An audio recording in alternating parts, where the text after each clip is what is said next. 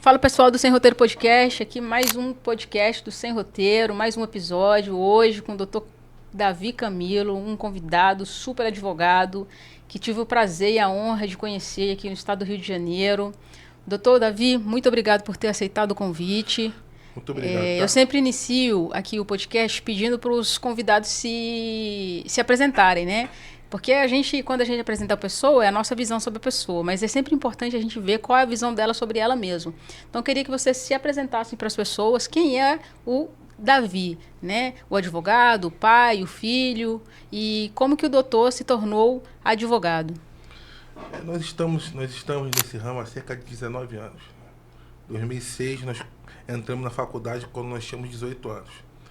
Claro que a realidade de 2006 é muito diferente da realidade de 2025. Hoje, quando as pessoas me falam de direito, eu faço a seguinte pergunta: você quer o canudo? Se você quiser um canudo, você tem graduações hoje de 2 anos, que vão te colocar no status de ter um nível superior muito mais rápido.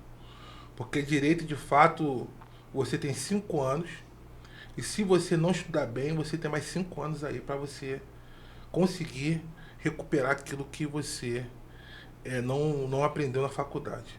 Mas nós começamos em 2006, através da influência do meu pai, que é advogado, nos direcionou esse caminho, nos mostrando que direito, medicina e engenharia são os ramos mais ricos do Brasil, tanto na questão financeira, mas na questão também de empregabilidade. As carreiras do direito são boas, defensoria pública, magistratura e promotoria. E nós gostamos e nós viemos fazendo isso desde 2006 com muito prazer. Legal, doutor. O senhor falou do seu pai, né, que eu tenho o prazer também de conhecer, um grande advogado trabalhista. Quantos anos seu pai tem, doutor? Dr. Charles tem 68 anos. 68 anos. Isso. É um grande advogado trabalhista. Eu tenho um prazer enorme porque ele é super didático. E assim, você falou que ele foi uma referência, né, para você fazer direito. E como que foi você? Seu pai é advogado trabalhista e você enveredou um pouco mais para a área do direito previdenciário. Como que foi isso? Você pode explicar para gente? Então, meu pai ele traçou um projeto na vida dele desde novo, desde 18 anos. Ele traçou um projeto, um objetivo, e foi aprovado na extinta Polícia Ferroviária Federal, né? Ligado à CBTU, ligado à Central, ligado a outros órgãos governamentais. Hoje a Rede Ferroviária Federal está em fase de extinção. Os poucos sobreviventes estão relocados em outros órgãos do governo. E a partir desse projeto dele de vida, ele tinha o objetivo de criar seus filhos e percebeu que direito era o melhor caminho. A partir daí, ele se formou em formação de professores, passou no concurso do Rio, passou no concurso de Nova Iguaçu. Mas em 1991, a Lei 8.112 atravessou ele, e ele teve que abrir mão de um dos concursos públicos para poder seguir, porque a lei de servidores públicos impedia a pessoa de ter 2 concursos públicos. Mesmo ele sendo antes de 91, ele teve que abrir mão de um concurso. Então ele ficou na Rede Ferroviária Federal, se formando em Direito em 92, mas ele tinha um grande impedimento. Agente de Polícia Ferroviária Federal era cargo impedido para exercício da advocacia, em razão da legislação também. Hoje nós temos o Estatuto da Advocacia de 94. Então, em 96, ele tomou decisão e saiu do seu segundo emprego público para exercer a advocacia. E graças à advocacia, ele conseguiu formar 2 advogados e formar um médico. Então, nós também temos isso com filosofia. Hoje, eu também já tive oportunidade de passar em certames públicos, e também hoje percebendo que Deus me presenteou com uma família, que é minha esposa, Ana Cláudia. Queria mandar um abraço para ela, queria mandar um beijo para ela, e também para meus filhos, Miguel, Natan, Benjamin e Isabela. Eu percebi também que algumas coisas eu não conseguiria buscar no serviço público. Então, busquei então me especializar na área de direito e certa vez chegou no escritório uma pessoa que seu esposo tinha morrido e ela, pessoa simples, não tinha documentações relacionadas e nos deixou no escritório para que nós pudéssemos resolver. Então o Dr. Charles me passou essa documentação, eu ainda na época era formando, fiz umas pesquisas, verifiquei que no escritório tinha 3 livros de previdência, por mais que o Dr. Charles não atuava. E nós ali conseguimos montar a primeira ação previdenciária do escritório há cerca de 14 anos atrás. Essa ação veio ter procedência e a partir daí nós começamos nosso trabalho no direito previdenciário. Ah, que legal, doutor. E, doutor, além da parte previdenciária, quais são as outras áreas que seu escritório trabalha? Porque, assim, dentro de um escritório, por mais que você tenha uma especialidade, acaba que a gente envereda para não perder esses clientes que entram dentro da especialidade, a gente acaba não perdendo esses clientes. Quais são as outras áreas que vocês... Eu sempre digo que o direito civil tem que estar dentro do advogado. Por mais que ele seja criminal, tributário, eleitoreiro, o civil faz parte. São 3 anos e meio de faculdade estudando direito civil. Então, nós atuamos com direito civil, direito do trabalho, direito das famílias e também com a parte de direito previdenciário. Claro que, como o direito civil subdivide, nós temos algumas ramificações, que é bancário, imobiliário, seguritário, mas a parte geral de direito nós atuamos no escritório. Eu tenho certeza que nós atuamos com responsabilidade. Não tenho dúvida. Doutor, dentro da área do direito previdenciário, que é o tema principal aqui do nosso podcast hoje com o senhor, qual é o direito assim que as pessoas pagam indevidamente ou têm o direito e não sabem, não buscam os seus direitos, né? A gente estava conversando ali mais cedo antes de ligar as câmeras. O doutor deu o exemplo dos médicos. O doutor poderia explicar para as pessoas como elas podem buscar esse direito, o que está acontecendo, por que as pessoas pagam indevidamente, não buscam esse direito? Nós temos algumas fases no direito previdenciário. Tá? Temos a primeira fase, que é aquela fase da concessão de benefícios, né? Quando a legislação foi criada na década de 90. Depois, nós temos a segunda fase, em 95, quando a aposentadoria por categorias especiais deixaram de existir. Antigamente existia, doutora, a aposentadoria do ferroviário, a aposentadoria do aeroviário. E até hoje, algumas pessoas buscam essas aposentadorias. Eu quero me aposentar por tempo de serviço. Há muitos anos que não existe tempo de serviço, é tempo de contribuição. Então, nós temos algumas fases do direito previdenciário. Nós temos a fase onde a lei nasceu e deu direito a muitas pessoas. E depois nós tivemos esses cortes no direito previdenciário. E com esses cortes no direito previdenciário, aí eu exalto a advocacia, porque coube aos advogados, percebendo que existia uma redução de direitos coletivos, individuais e difusos, então montar uma tese e levar aos tribunais superiores. Porque quando a legislação cerceia direitos, os advogados buscam no judiciário a expansão e o reconhecimento desse direito. Houve então um esforço dos advogados. Eu quero exaltar a classe. Os advogados trabalharam muito e conseguiram, junto ao judiciário, vem conseguindo no judiciário, conquistas que nenhuma outra categoria pode conseguir. Respeito muito àqueles que não são advogados e que tentam de alguma forma representar junto a alguns órgãos, mas tem conquistas que são dos advogados. E uma dessas conquistas é que a pessoa que trabalha em vários lugares ao mesmo tempo, quando ia se aposentar, ganhava só um salário, referente a uma única contribuição. E qual a pergunta? A pergunta é, se eu contribuo várias vezes, aí é o exemplo do técnico de enfermagem, do enfermeiro, do médico, do prestador de serviço, que é seletista, mas que trabalha em vários locais, o porteiro, que trabalha em 2 condomínios. Qual era a dificuldade? Era a pergunta deles? Por que eu trabalho em 2 condomínios, mas quando vou para o auxílio-doença eu ganho apenas um salário? Contribui 2 vezes, mas na hora de receber, só recebe uma vez. Quando eu vou me aposentar, eu recebo uma vez. Muito se foi questionado isso, colocaram a culpa até nos contadores. Disseram, ó, o código de recolhimento é X e o código de recolhimento complementar é Y.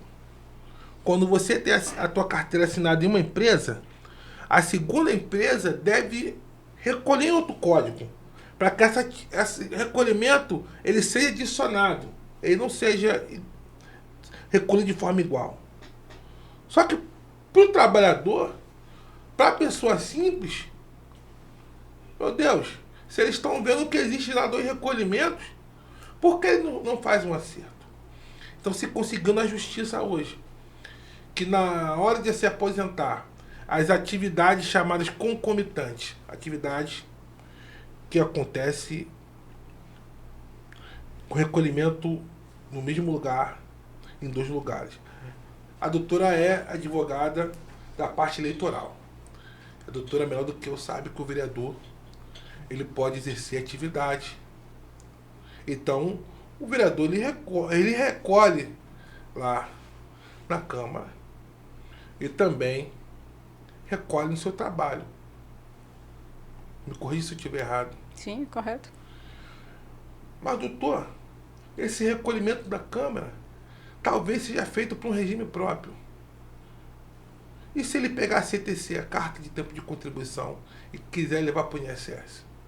Aí nós vamos ter aí um conflito de períodos. Ele vai dizer, mas na época da Câmara lá, eu ganhava 5 mil reais, eu ganhava no outro emprego 2 mil reais. Eu quero validar. Então nós estamos falando aqui de atividades concomitantes. Médicos que trabalham em 2 hospitais podem somar 4 mil reais em um lugar, 3 mil reais em outro lugar, 7 mil reais para ser base de cálculo. Técnico de enfermagem que trabalha num lugar e trabalha em outro lugar, ganha 2 mil reais em cada lugar. A base de cálculo não vai ser 2 mil, a base de cálculo vai ser 4 mil. Porteiro, que ganha 2.500 no lugar, ganha 2.500 em outro lugar. A somativa dá 5 mil, essa é a base de cálculo para a aposentadoria. E assim, qualquer outra tipo de pessoa que trabalha em 2 lugares ao mesmo tempo. Vamos te dar um exemplo para a gente finalizar essa questão de concomitância. O que está em evidência hoje? Um entregador, pô. Às vezes ele tem um trampo na farmácia de manhã e tem um trampo na lanchonete à noite. Ele já sabendo que o MEI, aí a gente fala de trabalho, o MEI não é caracterização de prestação de serviço quando há habitualidade e subordinação. Ele já sabendo disso, não vou contratar um motoboy como MEI, porque ele vai me botar na justiça e está entregando aqui de segunda a segunda. E contrata o camarada à noite também, como CLT. Então, até o motoboy, se ele tem 2 atividades remuneradas na sua carteira de trabalho, quando ele for buscar um benefício de aposentadoria, ele pode também fazer a somativa desses benefícios. Doutor, mas e quem recebe o máximo? Quem já contribui no máximo? Caberá ele buscar junto ao INSS ou junto à Justiça, se possível, a devolução desse valor, que foi excedente. Porque, se possível, tem um prazo prescricional, é isso?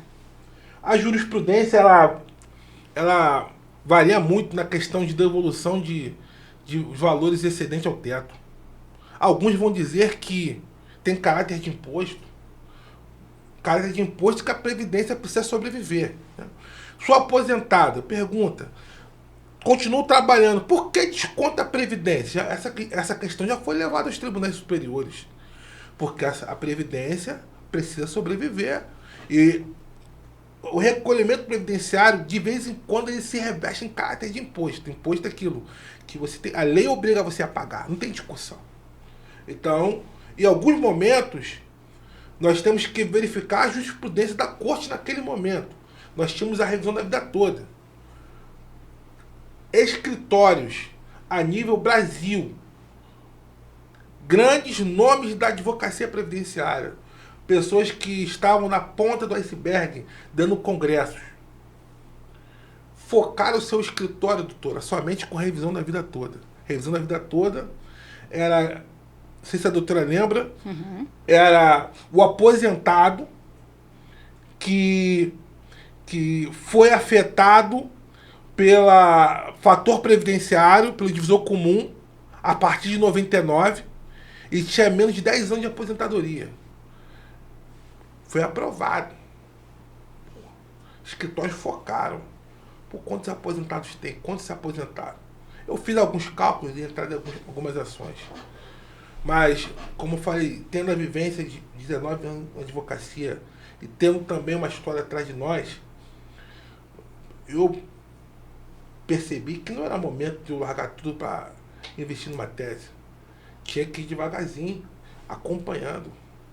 Nós tivemos aí agora a surpresa. O que estava para acontecer, já estava em fase de cumprimento, foi revertido. E a revisão da vida toda caiu.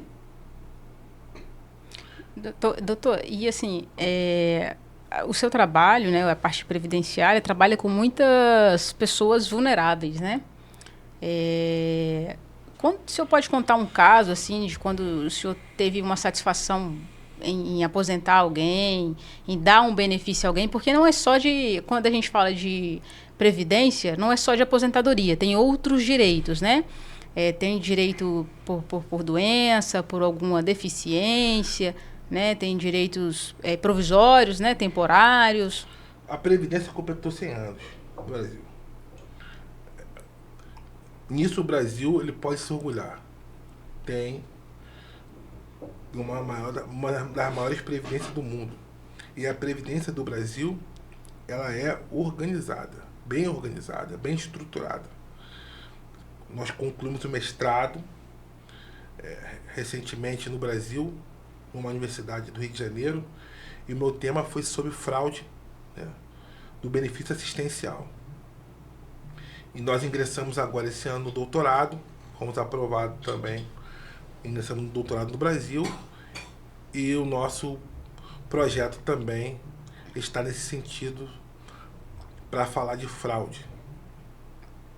Então, algumas situações que acontecem na Previdência me assustam. Né? Como pode uma Previdência, que é uma das maiores do mundo, bem organizada, que já passou por escândalos de previdência, de fraude, há mais de 20 anos, continua sendo saco de pancada, continua sendo fragilizada. Certa vez, a senhora nos procurou, seu marido tinha falecido e o benefício foi negado. O que nós vamos pensar quando o benefício de pensão por morte é negado? Não tinha documentação que comprovava a união, né? Não era casada e não comprovava a união, não tinha certidão de casamento, não tinha documentações que comprovavam a união estável. O falecido era LOAS BPC, que LOAS BPC não dá direito à pensão. Ou o falecido não tinha direito a bem um benefício.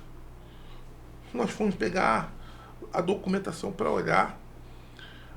A mulher não poderia receber a pensão do marido porque ela já era beneficiária de outro benefício. Ela tinha outra pessoa com o CPF dela recebendo outro benefício, outra pensão. Nossa. Ela, meu marido morreu agora, como é que tem alguém recebendo uma pensão há 5 anos no meu CPF? Que isso. Como falei, a pessoa tem a pensão negada, geralmente é por falta de documentação ou porque o falecido não tinha direito ao benefício, a deixar o benefício. Mas no caso dela não. Ela não poderia receber a pensão porque ela já recebia a pensão. Alguém recebia a pensão no CPF dela de uma pessoa fantasma. Então, por bem, nós ingressamos com a respectivação. Além de se provar a irregularidade, o INSS foi condenado a pagar um dano moral. Então, dentro do previdenciário tem bastante parte penal também, né? Você sabe que eu já me deparei com uma situação dessa com uma cliente minha, em que ela também foi tirar um benefício, né? E aí, na verdade, falavam que ela não era ela, porque já tinha uma pessoa também, né, recebendo uma outra situação com o nome dela. E aí ficou na briga se era homônimo, e assim, não suspendia o que a outra pessoa estava recebendo e também não dava a ela. Isso perdurou anos. Eu indiquei um outro escritório que era especialista na época. E eu não sei nem como é que ficou resolvido, mas é muito triste você ter que judicializar isso para a parte criminal, né? E dentro do setor público ter tantas falhas no sentido de prejudicar pessoas que têm seus direitos, né? Não é interessante, vamos falar a verdade, não é interessante para o advogado como nós, que trabalha em prol do autor, do requerente, do consumidor, atacar o governo. Sim. Nós não nos construímos, nós não nos montamos para bater no governo, essa é a verdade. Só que às vezes não tem como. Às vezes a situação mostra que existe ali um monstro que está corroendo os nossos clientes. E não é interessante também para o escritório que recebe alguém de fraude, quando não é fraude, atacar a Procuradoria Federal, atacar a Polícia Federal, atacar o INSS. Eu já tive outros caminhos, já vivi os dois lados da moeda. Eu já atendi pessoas que, quando eu fui ver a documentação, era fraude. A pessoa que estava dando golpe. Falei, olha só, infelizmente, mano, pior que se fazer não. Ainda queria usar o escritório de advocacia para dar o golpe. Aqui, você vai fazer a sua defesa, você vai ser penalizado e nós vamos fazer o planejamento correto para a concessão de um novo benefício, e quando esse benefício for implantado, a União vai pegar 30%. Correto se fazer, pô. Sim. Foi atendido por um profissional que não era advogado. Confiou a documentação desse profissional e foi lesado por esse profissional que solicitou benefício, mas... Outro problema que tem dentro do direito previdenciário, que na minha época não era obrigatório, né, dentro da faculdade. Então, eu não tive essa disciplina dentro da minha faculdade, então entendo quase zero, entendo o básico que a gente lê depois que se forma muita coisa e acaba se inteirando um pouco. É que a gente vê muitas pessoas se denominando despachante, né? E aí aqui no estado do Rio mesmo a gente vê muita faixa, né? Despachante do INSS, aposente-se, não sei o quê. O próprio advogado ele não pode divulgar o seu serviço nesse formato, né? E aí você sabe que, óbvio, ou não é um advogado que está fazendo aquilo, porque se for, ele já está infringindo as regras da OAB, o estatuto, o código de ética, ou é uma pessoa que não é advogado e está atuando, assim, obviamente que a gente sabe que dentro do setor administrativo não é uma prerrogativa só do advogado, que deveria ser, mas não é, né? O próprio cliente ele pode ir lá e entrar por si só, né? Ou ele pode nomear alguém para entrar por ele. E aí foi essa brecha que esses despachantes acharam para poder requerer, e aí só que assim, como eles não têm o estudo, não têm o conhecimento técnico suficiente, acabam fazendo essas questões aí que o doutor falou. Foi bom a doutora tocar nesse assunto, para poder esclarecer. Dentro da minha carreira de advogado, né, eu procurei estudar tudo que era possível para ser um advogado completo. Fiz o curso técnico de transações imobiliárias, que é o essencial para você ter o CRES. Fiz o curso também de despachante documentalista. Fiz a prova para a FAETEC em 2012 e fui aprovado para técnico de contabilidade. Fiz pós-graduação de direito tributário, direito previdenciário. Então, montei uma vida em volta da advocacia, né? Tudo que eu fiz foi para melhorar como advogado. Então, quando nós fomos despachante, nós temos dois despachantes. O despachante regular, que é aquele camarada que fez os cursos ou fez a graduação e, de fato, ele sabe os seus limites de atuação. Sabe o que pode fazer e o que não pode fazer. O que nós percebemos hoje é que tem pessoas se apropriando desse termo despachante para fazer tudo. E, na verdade, esse camarada que se apropria desse termo despachante, que não tem um curso de formação ou não tem um tecnólogo de despachante documentarista, é esse camarada que dá o prejuízo para o Estado e dá trabalho para os advogados. Entendi. Porque depois tem que lavar a sujeira desse cara.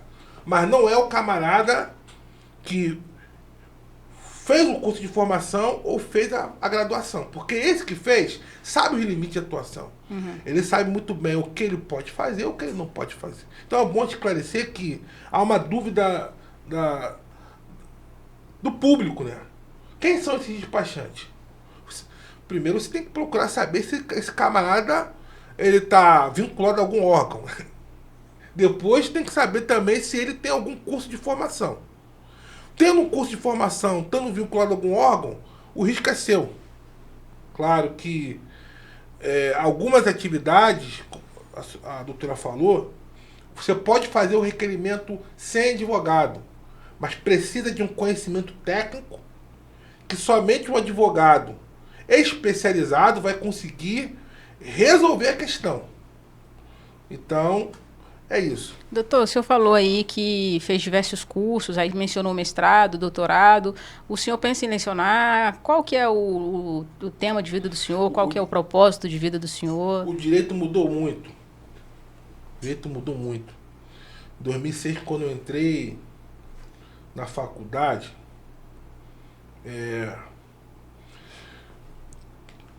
era outro formato de direito. Nós tínhamos um direito em papel. Nos últimos 15 anos, o direito agora ele é digital. Sendo que existe uma diferença, doutora, de processo e procedimento. Processo e procedimento são coisas totalmente diferentes. Quantos processos eu ganhei no procedimento? Entrei com o processo ou assumi um processo, olhei e falei, isso aqui não vai dar bom. Mas quando eu olhei o procedimento, eu vi que o procedimento não foi respeitado, bati em cima e consegui ter êxito porque eu conheci o procedimento. Quando eu busquei, desde novo, desde os meus 18 anos, fazer direito, vim nesses 19 anos, que agora estou com 37, me aperfeiçoando, fazendo cursos anualmente. Né? Eu já olhava a sala de aula. Sala de aula, para mim, é algo que tem que acontecer, vai acontecer nos próximos anos. Ah, que legal. Passar essa experiência para os alunos. Nós temos dois ambientes diferentes. Nós temos o ambiente da faculdade particular, né? Ali mais voltado para o mercado corporativo, mais voltado para a advocacia. E nós temos o ambiente da faculdade pública ali mais voltado para o concurso público, para a parte consultiva, em razão da carga horária da faculdade pública ser maior. Extra aula, né? Dentro da sala de aula, a carga horária é a mesma coisa, mas fora a aula, a pública tem uma carga horária maior. Quando eu falo fora a aula, o aluno da faculdade particular de Direito, ele chega em cima da hora, quando estuda à noite, porque ele vem do trabalho, ele precisa pagar a mensalidade. E o da manhã, ele sai antes de dar meio-dia e 50, porque ele tem que pegar no trabalho no máximo 2 horas, tem que pegar trem ou pegar ônibus. Então esse aluno da faculdade particular, nem sempre ele consegue dar o gás como ele deveria dar para ter o mesmo sucesso do aluno da faculdade pública. Já a faculdade pública, em alguns casos, tem até assistência, tem até bolsa, ou tem até auxílio, em alguns casos específicos. Quando não tem esse auxílio, os pais, né, conseguem, de certa forma, ajudar. A aula é 6 da noite, 6h20, o moleque já está lá 4 horas com o livro aberto. Então ele tem 2 horas a mais do que o aluno da particular. É nesse momento que as coisas se invertem, né?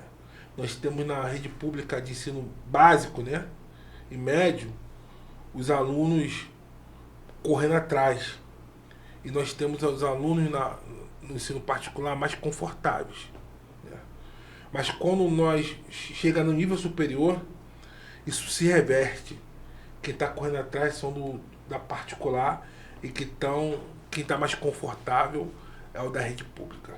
Perfeito. Doutor, para finalizar aqui, eu dei uma stalkeada, né, sem incidir em crime, dei uma pesquisada um pouquinho no nome do senhor, viu que o senhor tem bastante processos ativos, e eu queria entender como é que o senhor faz para organizar, né, a gestão do seu escritório, são sistemas, o senhor tem uma equipe, como é que funciona aí? E, obviamente, deixar uma mensagem para o pessoal, para os novos advogados, quiser, enfim, esse espaço aqui, como o nome do próprio podcast já diz, é sem roteiro. Então, esse espaço eu vou deixar para o senhor poder falar uma mensagem, pode ser uma mensagem sobre Deus, uma mensagem para os jovens advogados, aí eu vou deixar a palavra com o senhor. Hoje nós atuamos em cerca de 6 frentes de trabalho.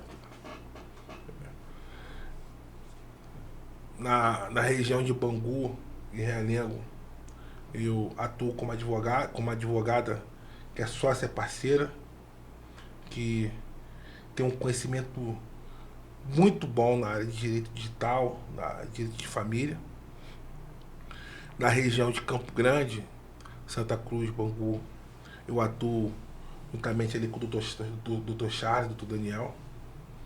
E na região ali de Paraíba do Sul, Três Rios, atuo com o doutor José Cláudio, que é advogado daquela região. Estou chegando no Recreio, né? Recentemente adquiri uma sala no Absolute Business, ali do lado do Recreio Shopping, e nós estamos com a previsão de inauguração desse escritório ainda em 2025. Para nós conseguirmos dar conta desse acervo de processos, nós contamos com sócios, parceiros, funcionários bem treinados e pessoas de nível igual ou melhor. A inteligência artificial já caminha conosco. Eu não tenho ainda no escritório 100% de inteligência artificial. Eu ainda prezo o atendimento humanizado. A própria pessoa ligar para a pessoa, colher documentação, conversar, inserir documentos. Mas é algo que futuramente nós sabemos que não tem como evitar. Um advogado comum, que não é Superman, ele faz cerca de 16 petições por dia. Um advogado comum, que nem nós. 16 a 20 petições de andamento por dia. 2 a 4 processos por dia. Então, numa semana, ele consegue mexer aí, peticionar em 200 processos, dar entrada em 15 a 20 processos. O robô faz cerca de 100 petições por dia. As iniciais, processo, monta a conta que você quiser. Você bota só o tema lá, ele dá quase tudo pronto. Então, a inteligência artificial é algo que não tem como evitar. Vai acontecer. Mas o que nós sempre prezaremos é ter no escritório pessoas qualificadas para gerenciar esse tipo de serviço. Agora, a mensagem que eu deixo para aqueles que assistem esse podcast é: esqueça tudo aquilo que vocês viram antes desse podcast. A partir de agora, o Sem Fronteiras tem que estar no teu favoritos. Aqui você vai ter pessoas altamente qualificadas para falar sobre tudo: política, direito, segurança pública, educação e saúde, que são os pilares dessa sociedade. Esse podcast tem um compromisso com a verdade. Por isso que eu estou aqui, sendo homem de família, cristão. Estou aqui porque esse podcast tem um compromisso com a verdade. Então, fique tranquilo, independente do teu credo, da tua religião, independente do teu lado da política. Eu tenho certeza que a doutora Samara Ohani, juntamente com a sua equipe, irão sempre transmitir para você a verdade. O que nós temos visto aí é uma sujeira aí na internet. Então, agora, a mensagem pessoal é o que está escrito ali por Salomão: lança teu pão sobre as águas, que após muitos dias tu acharás. Existia um momento do povo de Israel que eles não conseguiam fazer a colheita. E a única forma de fazer a colheita, doutora, era aguardar a chuva. E às vezes nós estamos assim. Tem contas para poder pagar. Da onde vai vir o dinheiro? Vamos nos corromper? Vamos roubar? Uma coisa que meu pai dizia: fica tranquilo, rapaz. Até sexta-feira vai entrar um cliente no escritório e vai nos pagar. Lança teu pão sobre as águas, filho. Vai vir uma forte chuva, vai vir uma chuva, as águas do rio vão subir e você vai poder lançar tua semente. E quando essa tempestade passar, quando a água baixar, essa semente que foi lançada sobre a água vai começar a germinar. Então essa é uma mensagem que eu deixo aqui pro podcast, que eu deixo para quem está nos ouvindo, independente daquele momento que você esteja passando. Vai chegar um momento em que tudo vai ficar tranquilo. Não é momento de desespero, não é momento de angústia. Ah, mas existe uma crise na política. E qual o país que não está em crise? Existe uma dificuldade no judiciário. Me diz qual estado que não tem dificuldade. Nós temos dificuldade no judiciário em todos os estados. Existe uma dificuldade nisso aqui, naquilo ali. Fique tranquilo. Confie em Deus. Busque bons profissionais e você vai ter uma boa resposta. Deus vos abençoe. Muito obrigado, doutor Davi. Esse foi mais um Sem Roteiro Podcast e até a próxima.